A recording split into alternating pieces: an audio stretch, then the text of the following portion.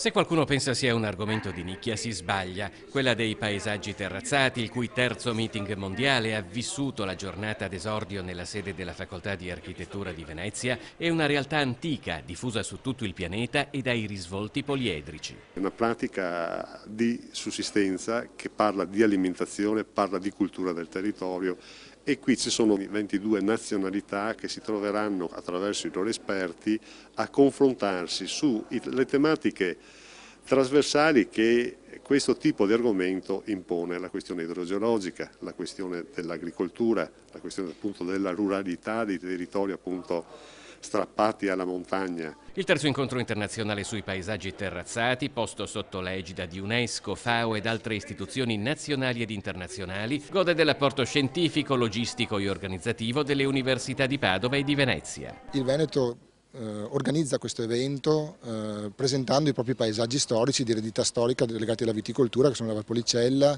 le colline di Valdobbiadene, e poi c'è il canale di Brenta con Valstagna, coltivazione di tabacco che oggi è progressivamente scomparsa, ma assistiamo oggi a iniziative di recupero evidentemente del paesaggio terrazzato con altri tipi di coltivazione. La regione dunque ospita a Venezia e Padova l'avvio e i lavori conclusivi del meeting mondiale, 10 giornate di laboratori ed incontri tematici da nord a sud della penisola, oltre ad una mostra fotografica allestita a Venezia nel chiostro dello UAV, un evento internazionale che riveste per il Veneto un'importanza speciale. Cogliamo questa grande opportunità per sottolineare l'importanza di candidature come quella delle colline del Prosecco al riconoscimento UNESCO, un percorso che è stato avviato da tempo e che sta andando a definizione, rispetto al quale questo tipo di iniziativa potrà avere un grande valore. L'evento coinvolge tutti coloro che contribuiscono a conservare e tramandare un patrimonio di saperi, tecniche e culture locali messi a serio rischio dalla globalizzazione.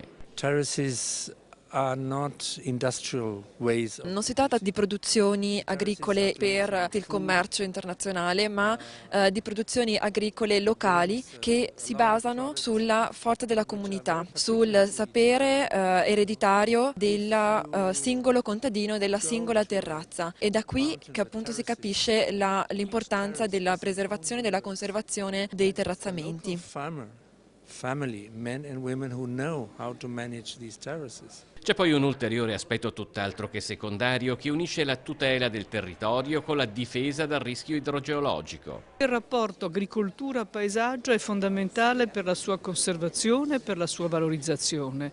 I paesaggi terrazzati poi hanno un'importante valenza per la sicurezza del territorio, perché la loro conservazione permette di mettere in sicurezza porzioni del territorio che sono fragili.